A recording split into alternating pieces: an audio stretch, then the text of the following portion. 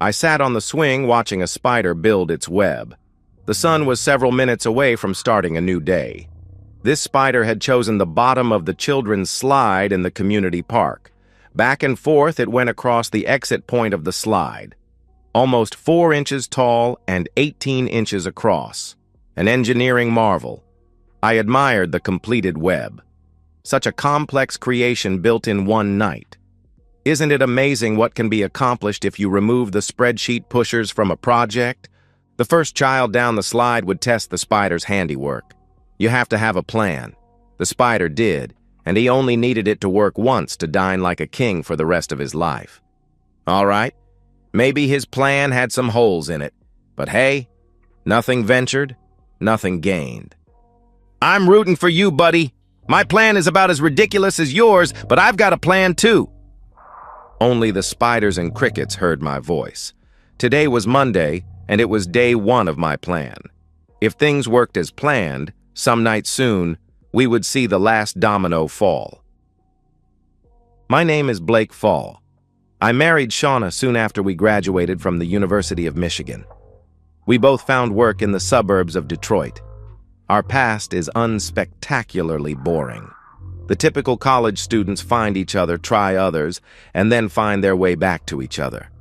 I'm somewhat insecure, and that leads me into the land of jealousy. I can be a real jerk to Shauna. If I don't like how she dresses or acts in public, I blast her, sometimes in public. It's not like she doesn't know where I'm coming from. We talked endlessly about actions and consequences. In spite of my shortcomings, Shauna agreed to marry me. No problems, right? I wish. Shauna and I are avid pistol shooters. We've taken all of the courses. The defensive pistol courses, the NRA basic pistol course, and the courses required to acquire a concealed carry permit. We do the shooting tournaments at the indoor range. Shauna has won the Annie Oakley Award, which is the best female shooter, more than once. I'm not bad, but not nearly as good as she is. There are mostly great areas to live in the suburbs of Detroit.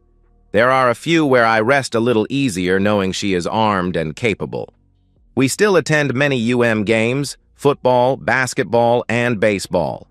I played all 3 sports in high school, but focused on my studies once in college. Well, that and the fact that I'm nowhere near talented enough to compete at the collegiate level. The previous Thursday. Greg slammed his fist down on his desk. Oh, hell, it'll take me forever to get home. I perked up and turned toward him. How do you know that, Greg? He gestured at his screen. I'm looking at the traffic cam at the junction of Highways 7 and 82. There's a pickup truck on its side and a car on its top. No way is that going to be open tonight. You should see this. I wandered the path from my cubicle to Greg's cubicle and gazed at the screen in his notebook. My stomach cramped. Standing with the paramedics, gauze wrapped around her skull, was Shauna. At least I think it's her. She has a very distinctive tattooed left arm from the shoulder to the wrist. The people on the cam were a little too small to confirm my suspicions. Apparently her flight to Chicago left without her yesterday. The truck on its side was familiar to me. I just couldn't put a name to it. I leaned closer to the screen. Can you get snapshots of that crash? Greg nodded but kept his eyes on the monitor. Only until I change cams. I can save the video from the time I started watching this cam. You can create snapshots from it. What has your interest? I stared at the wreckage, a strange sense of familiarity creeping in. I think I recognize that truck. I need to search my memory banks, but I know it. Greg captured the video and emailed it to me. After zooming in on the frame, I'm almost positive that's Shauna. The phone call last night was complete nonsense. Uneventful flight, nice room, meetings went well, miss you, busy day tomorrow, late flight, don't wait up for me. I was completely distracted on my drive home. What kind of fool have I been played for? How is it that I know that truck?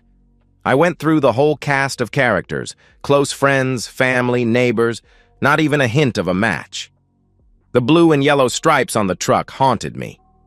Who is it? Shauna's call came around 7 p.m. I let it go to messages. Hi, babe. Bad news. My cab to the airport was in an accident. I'm okay, but I did sustain a gash across my forehead.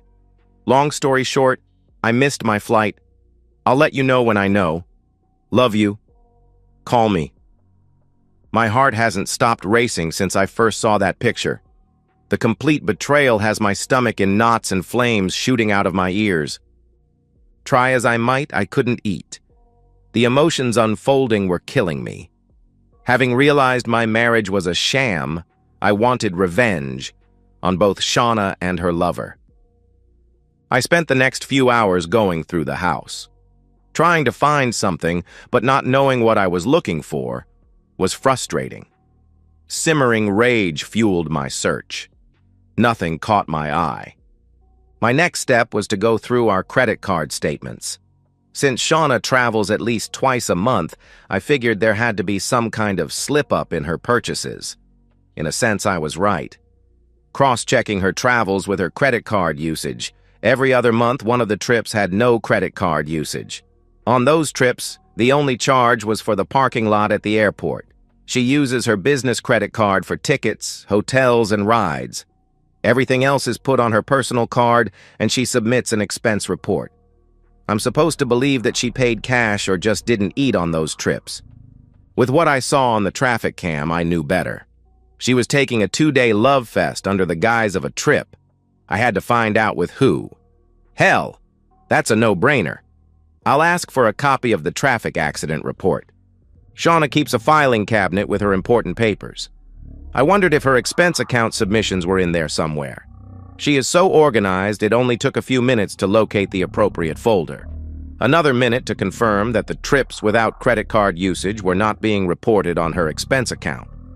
I wanted to get drunk but knew better. Does it matter how long it's been going on? Not really. Hers is a cold, calculating betrayal. My revenge will be crafted to match the depth of her deceit. In the divorce, I'll be fair. What choice do I have? She'll get her 50%. Pre-nuptial agreement? Yeah, right. I wish. She'll get her 50%. Sleep came slowly, and coffee was taking longer to get my engine running in the morning. When I turned on my phone, there was a message from Shauna that she would be home later today. I went to work without attempting to get back to her. After scanning the internet for divorce advice, I took stock of our joint accounts. I would need to open an account in my name only. The brokerage account was going to be a little tougher. No way to move positions, so I sold enough to reach the 50% mark. I'd come back once those have settled and transferred my half out when the time was right. The house was virtually underwater, so there was no need to do anything. Not wanting to tip my hand, I didn't talk with any of my friends, family, or co-workers about my upcoming divorce. At lunchtime, I acquired a copy of the police report for the accident. No doubt about it now. There she is listed as the injured passenger in the pickup truck. The name of the owner of the truck, Ray Stronzo, was not one I recognized. It still baffled me how I thought I could recognize that stupid truck. At least I had an address of where her lover lived. It was 3 blocks from where we lived. A quick online check produced the deed on the address. Loverboy owned it with Jill Stronzo. I'd guess that's his wife. Other web pages I found gave some personal information for both Ray and Jill. It looks like both of them attended the same high school as Shauna. When Shauna called around quitting time, I figured I'd better answer or she'd know something was wrong. "You're back. I've been trying to call you since last night. Is everything okay?" she asked. "I'm surviving. I did find my phone powered off this morning and again around lunch. I guess I should take it in and get it checked out. How was your trip?" "It was fine until the cab ride. I'll have to cake the makeup on to hide this cut on my forehead. Take a girl to dinner?" she asked. "Sure, someplace light. I don't have much of an appetite. Choose a place and I'll meet you there." I took the long way to the restaurant. Driving by the Stronzo residence, I did not see the truck out front. There was a flag dangling from the porch that clued me in. A University of Michigan flag. This is the truck we see when we are tailgating at the Michigan football games in Ann Arbor. That's why there are blue and yellow stripes on the truck. We always head to the same area for tailgating, and the Stronzos did the same. I just assumed he and his wife were friendly to everyone. At dinner, I really did, but Shauna could tell something was wrong. Is there something bothering you, Blake? You seem really distracted tonight. A lot on my mind. Don't let it bother you, I replied. When Shauna started the nightly ritual of makeup removal, I crawled into bed and feigned to be asleep. Shauna was naked when she slid into bed and snuggled. All I had to do was imagine her betrayal, and I remained limp. She shook me a little but abandoned her amorous advance. Shauna was sound asleep when I left for work in the morning. I tore through her car and found a cell phone hidden in the back seat cushions. Powering it on and scrolling through the texts solidified it for me. Shauna and Ray have been going at it for months, if not longer. One text in particular sent me off the deep end. Well, kids, I'm not sure what your punishment is going to be, but there will be a price to be paid. I'm not a violent man. I can't see myself doing anything physical to either of them. Some creative thinking was required. I decided an appointment to talk with an attorney would be detrimental to the plan I had in mind. I was going to be completely blindsided when she admitted her affair. If my plan comes to fruition, I'd have to act quickly to protect what I could. I bought what I needed and spent the weekend avoiding Shauna. She wanted to make love on Saturday, but it was simply me climbing on, getting off, and quickly falling asleep. Shauna tried again. Sunday night, I again held on to the image of her betrayal, and she failed to excite me. Frustrated, she gave up, and we drifted off to sleep. I got up early Monday morning and spent some time in the park. I needed to make certain this was the path I really wanted to take. Thinking back to that text message convinced me to proceed. From the perspective of Shauna, I thought I had things under control until that phone call. Monday mornings are always a busy time at work. I handle several calls an hour. I jumped on the call when my office phone rang. The caller ID showed private. This is Shauna. I know what you're doing with Ray. I want in on the action. The quiet voice was that of a male. The voice had an annoying, higher nasal pitch. He disconnected before I could respond. My mind was racing. Hell, I've been found out. I wasn't myself the rest of the day or that evening. One of our nightly activities was sharing a cup of hot tea. It seems to relax both of us. Blake always fixes it just before bedtime. Blake seemed concerned. Are you sure you're okay? You're really acting like you're bothered by something tonight. I'm fine. Just some stuff at work that's making me angry. I need to think about other things. Know anything that could keep a girl busy for a while?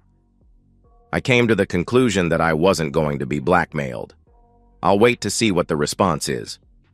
I had nightmares about Blake finding out. Talking to myself convinced me to stop seeing Ray anymore. This is Shauna. The same voice as before answered. Ready to come please me? No, I'm not, I replied, and this time I hung up. Not more than a minute later, another call came. This is Shauna, I answered. Both of you snore. You wore a blue teddy last night. You sleep on the right side of the bed. You wore no panties, so I got a nice picture of your body. I doubt he heard my gasp as he hung up after he made his statement. I raced down the hall and puked in the first open stall. There was a small envelope pinned under my windshield wiper when I found my car after work. I cried for 30 minutes after seeing the picture of my body that was taken last night. He was in my bedroom. I felt violated. What have I gotten myself into? That night at home, I busied myself paying bills and organizing things for taxes. How did he sneak in during the middle of the night? Is this a friend of Ray? Is this an enemy of Ray? It isn't a voice I'm familiar with.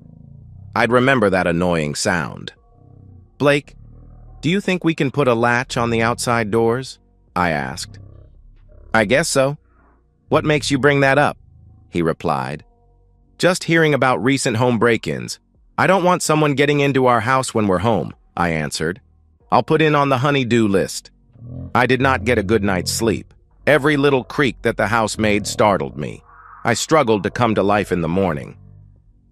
It didn't take long for my nightmare to continue. Another call came in. "This is Shauna," I replied. The voice I'd been dreading replied, "Nice pair of pajamas last night. No body shot for me. Ready to be my love woman?" "Who are you? What do you want?" I asked. "You know what I want. Have you ever tried restraints? Your place or mine?" he answered. "Come to my place, jerk. I'll blow a hole the size of a tennis ball in your chest," I roared. There was no response. I asked for and received a 2-hour lunch break. I was a mess. Who can I turn to? I've kept my affair with Ray a secret from everyone. That's not right, is it? Everyone except for at least one stalker. Blake and I had intimacy again. Now I'm wondering if he knows something. He's not acting like it, except we aren't making love anymore. Maybe we haven't made love for a long time. I've been so preoccupied with having intimacy with Ray that I guess I may have let my home love life slip. Only getting a couple hours of sleep is starting to take its toll on me. "Blake, I think I'm coming down with something. I'm going to sleep in the guest bedroom so you don't get it." No, with my back I'll move. I like the stiffness of the guest bedroom's bed. "I'll sleep there," he answered. "Blake, I've been having some nightmares. I'm going to keep my gun with me at night. Make a lot of noise before coming into the bedroom." "Will do. I don't need Annie Oakley doing a number on me. Why don't I put a handle that locks on the bedroom door? I'll put it on the honey-do list. Sleep tight." Now I'm really wondering if Blake knows something. What's this sleep tight stuff?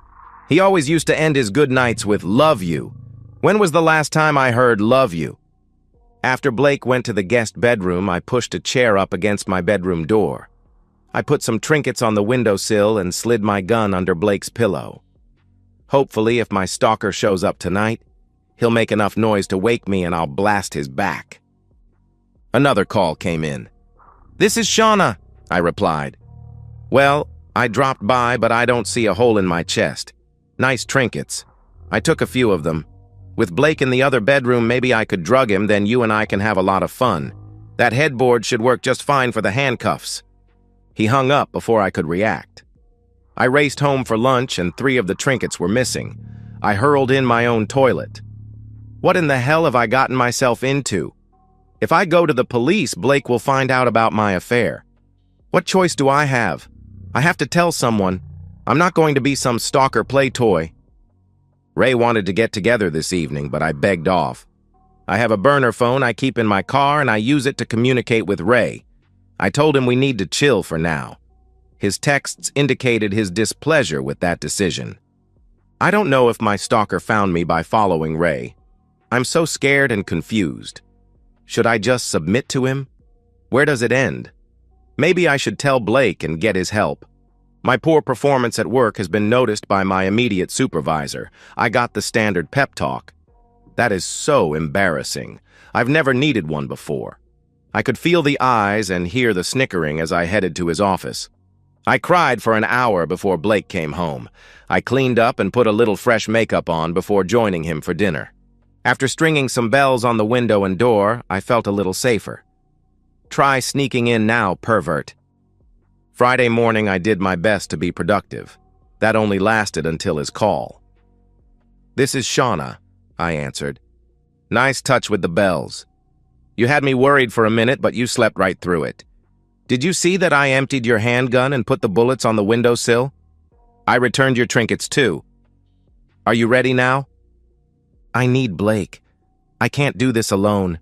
If I tell him, I may have to do this alone anyway. What a mess. The weekend can't come soon enough. At least he won't be able to torture me at work. Hell, what if he plans on doing something to me this weekend?" I'd been in no mood for intimacy, and Blake was perfectly happy avoiding me. With a trip scheduled for next Wednesday, I didn't know whether to take it or cancel it. When is the bastard planning on coming for me? Is he sick enough to follow me on the road? Blake was sound asleep when I finished my shower on Saturday morning. He never sleeps late. I shook him repeatedly before he groggily came to life. He sat up and looked somewhat dumbfounded at me. "Wow, am I ever out of it today? What time is it?" "Almost 9. Are you feeling all right?" I replied. Rubbing his neck, he flinched. "What in the hell? I've got a sore spot on my neck." I looked, and there was a spider bite or similar on his neck. "Looks like you got bit. Let me get a patch for you." The rest of the morning was filled with normal weekend chores. Blake headed out for some Jamba Juice around lunchtime. My cell phone rang, and the caller ID was private. My mother hid all of her calls, so I answered. "Hello," I answered. "I tried my tranquilizer dart on Blake last night. I see he's still alive, so I think we're good to go. I'll bring some KY for you." I hit the end. I was shaking and my legs were weak. Try as I might, I couldn't contain my stomach. I sprayed half a can of deodorizer to fully hide the evidence. I have to tell Blake. I can't keep this up. I can't tell Blake. I'm so confused. Why did I ever do this? My head was spinning. All of this drama for what? Some monkey intimacy. It's not love. Hell, Ray was never that great even in high school. What the hell was I thinking to ever get involved with him? Sunday was no better than Saturday. Every time my phone rang, my blood pressure spiked. When I answered the private call, he was there again. Blake was in the backyard working on the mower. "Hello," I answered. "Time's up, Shauna. Next time you're alone, you are mine." The connection was gone before I could respond. I was sweating and shaking. Sooner or later, I'll be alone in the house. I can't take this much longer. The day dragged on.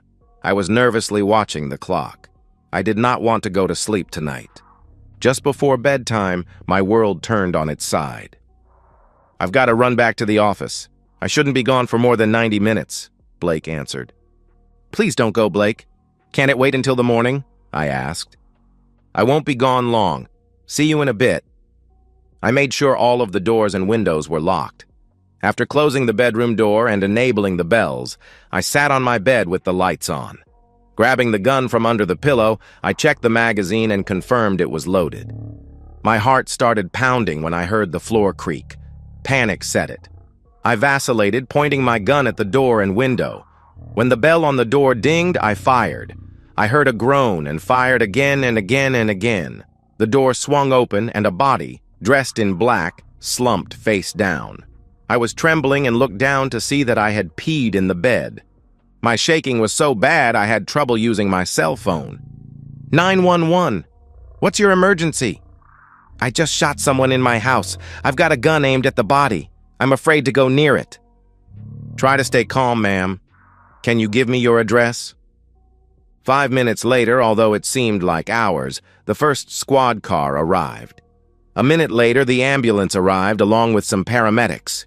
Within 30 minutes, the place was crawling with police. I wanted Blake. I needed Blake. Where the hell is Blake? In our state, we have a make-my-day law. Intruder in your home? Kill them as you see fit. If the intruder died, it was an open and shut case. The paramedics worked quickly to get the man to the hospital. He had lost a lot of blood but was alive. From the perspective of Blake. I told Shauna I was headed to the office. Once in the garage, I put on latex gloves.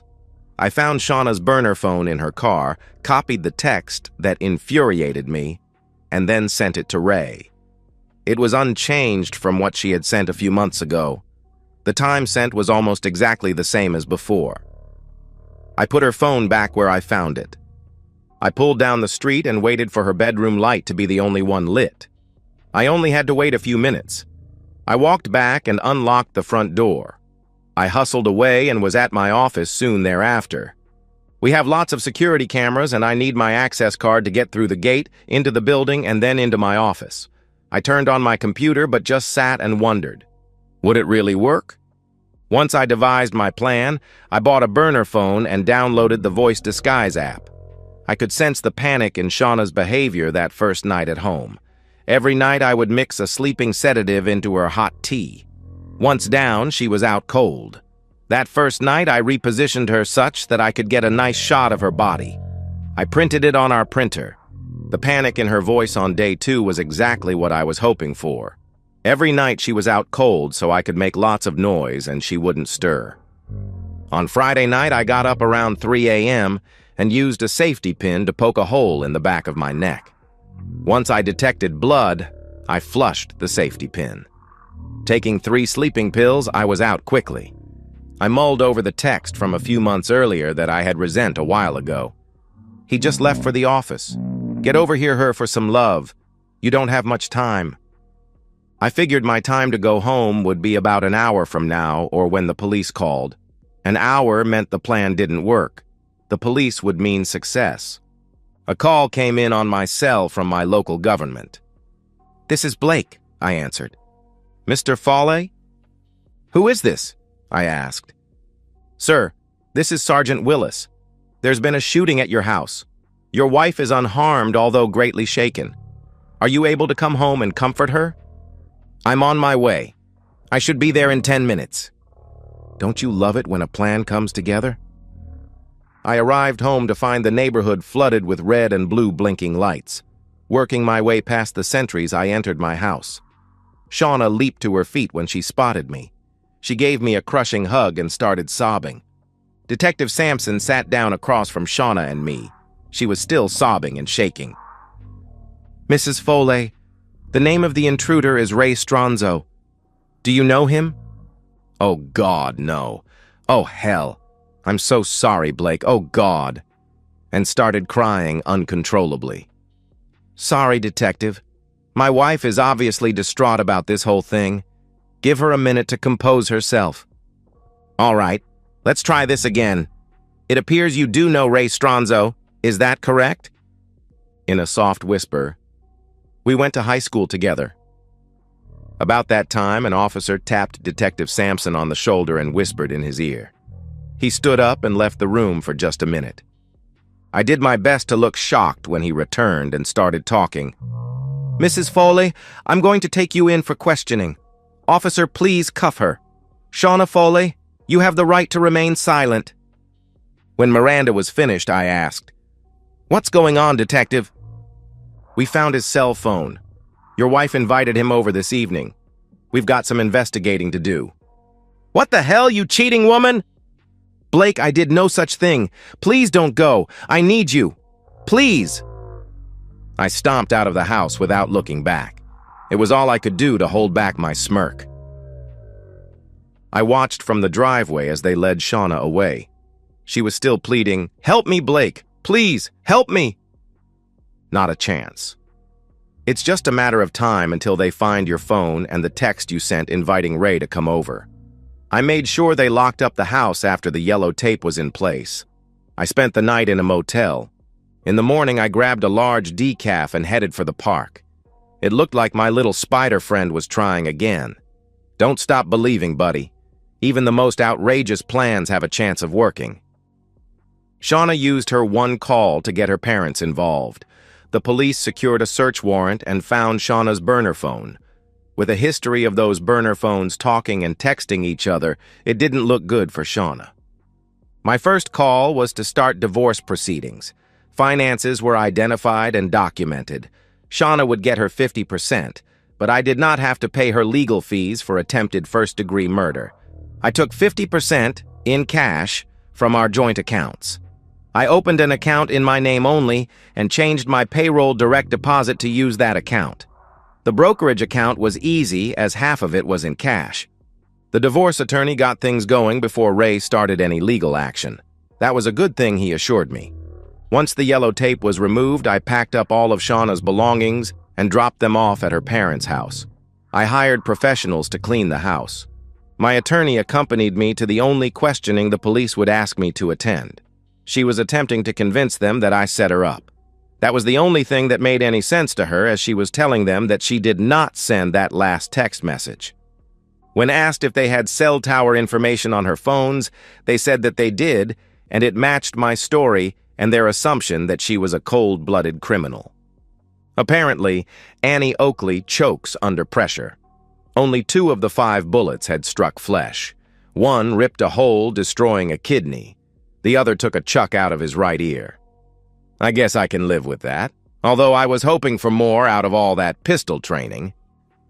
I watched from the gallery as she pled her case. She was being stalked, but told no one because of her affair. She never sent that text. My husband must have known and framed me. The press learned that she had been offered a plea bargain. I guess her overconfidence in her ability to handle a situation got the best of her again. Guilty. 20 years. I didn't wait until the divorce was granted to start sleeping around. There are many groups willing to help out the humiliated husband once the wife is serving time. Shauna's assets were depleted rather quickly fighting for her freedom. I was not on the hook, and even if Ray tried to sue, there were no joint assets with any significant value. Paying through the nose to get a moral victory made no sense, so no lawsuit ever materialized. I really do need to get some help on how to deal with the jealousy thing.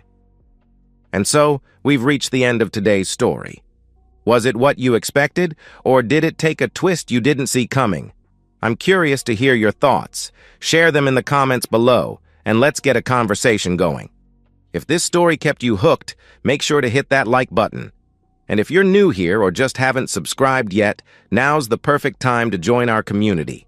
I bring you fresh, captivating stories every day, so click that subscribe button and turn on notifications so you never miss out. Thanks for watching, and I'll see you in the next one.